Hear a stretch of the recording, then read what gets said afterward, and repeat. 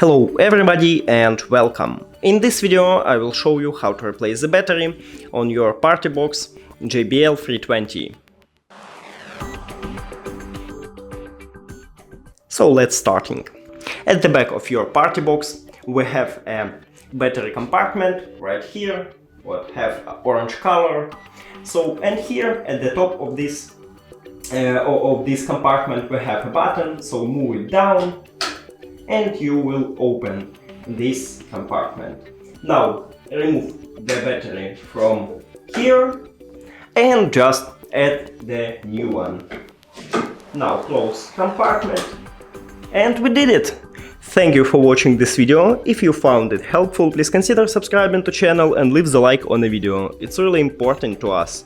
See you later!